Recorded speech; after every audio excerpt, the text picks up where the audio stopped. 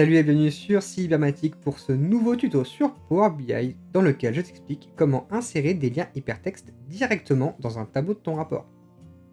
On peut très facilement être sur des listes ou des composants de données qui incluent des liens hypertextes. Cependant, pour le rendre cliquable dans Power BI, c'est pas toujours super simple et il va falloir qu'on utilise quelques astuces pour configurer ça correctement. Et c'est exactement ce que je te montre aujourd'hui.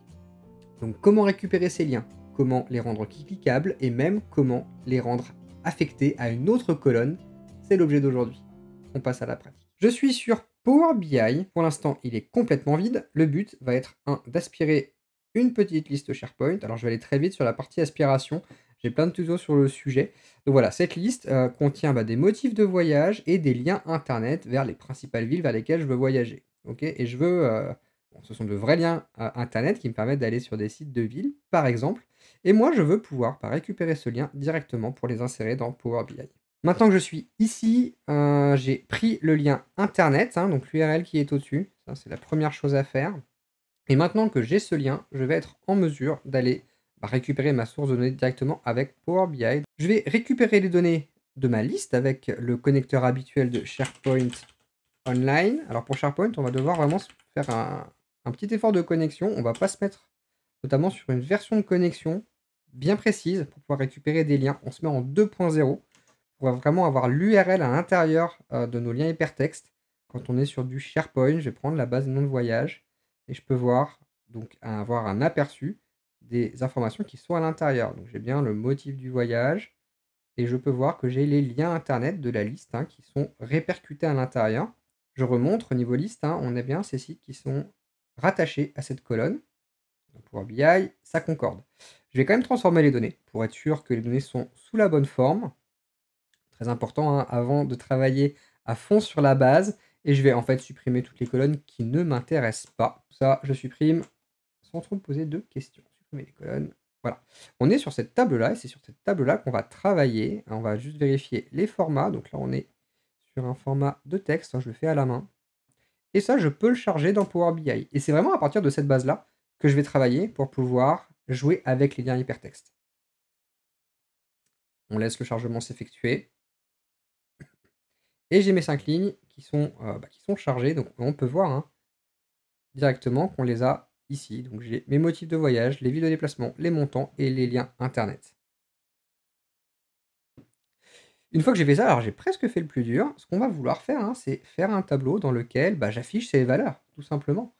Donc je vais prendre là un tableau classique avec les montants, les motifs du déplacement, la ville de déplacement et le lien internet. Et je veux avoir tout ça donc dans un rapport et pouvoir l'utiliser en direct. Seulement voilà, sur les liens internet, il y a un problème, c'est que ça on peut pas cliquer dessus en fait. Ce ne sont pas des liens qui sont cliquables. Ils sont affichés en texte, ils ne sont pas cliquables. Pour le rendre cliquable, c'est pas super compliqué. On va devoir aller jouer sur la catégorie de cette colonne. Donc là, elle était en texte dans Power Query. C'est pas dans Power Query que ça va se jouer, c'est directement au niveau de Power BI. Je vais sélectionner cette colonne de WebLink et en catégorie de données, je vais changer la catégorie de données en URL web. Comme ça. Alors là, visuellement, il ne se passe rien sur ma table. Par contre, visuellement, ici, j'ai récupéré des liens hypertextes. Et je peux cliquer dessus et ouvrir les liens qui leur sont attraits directement à partir de Power BI, à partir du rapport. Donc là, je l'ai fait sur un lien fixe. Par contre, si c'est un lien internet qui regroupe plusieurs informations qu'on veut concaténer, il n'y a pas de souci. Je ne le montre pas forcément, parce qu'après, on peut mettre des mesures, etc.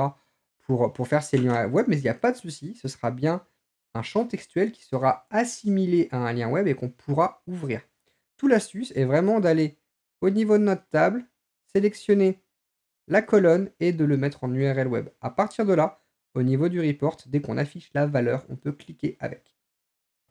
Pendant qu'on y est, autre petite astuce, l'URL, notamment le premier, il est pas très joli à utiliser. Dans un rapport, j'ai pas forcément envie d'avoir des URL avec tous ces artefacts derrière. Je veux un truc qui est plus fun. On va pouvoir utiliser une autre colonne de valeur pour utiliser ces liens. Donc pour ça, par exemple, dans la ville, pourquoi pas, au niveau de la ville, je vais pouvoir me dire Berlin, je clique et je vais sur le site. Là, pour faire cette opération, on va sur ville de déplacement, clique dessus, carrément, pour avoir l'ensemble des champs. On va faire une mise en forme conditionnelle et on va cliquer sur URL web. Donc là, on a notre valeur de champ. On va lui dire l'URL, c'est le web link, le premier web link. Ok, on prend le premier. De toute façon, on agrège, il n'y a pas d'agrégation autre possible. Premier web link, en résumé, le premier, et je fais OK. Quand je fais ça, on voit Berlin, d'un coup, est souligné, Home est souligné, Londres, Paris, tout ça, c'est souligné. Si je clique dessus, clac, j'atterris directement sur mon site web.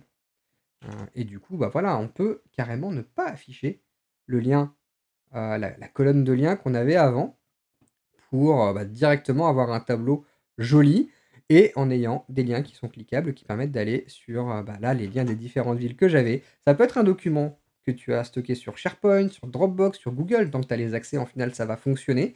Le tout est de bien catégoriser la colonne et de faire une mise en forme conditionnelle sur la colonne de ton choix. Voilà pour ce tuto Power BI dans lequel je t'explique les principes de base pour inclure des liens cliquables, soit le lien brut, soit l'affecter à une autre colonne. J'espère que ça te sera utile pour améliorer la visualisation de tes rapports et rendre le tout un peu plus interactif. Si c'est le cas, abonne-toi à la chaîne, ça c'est la récompense du créateur, lâche un petit pouce, un commentaire pour me dire ce que tu en penses sur le fond et sur la forme, et surtout ça te permettra de savoir quand je sors de nouvelles vidéos au rythme de 1 par semaine. Allez, amuse-toi bien avec Power BI et nous on se dit à très bientôt pour un prochain tuto. Ciao.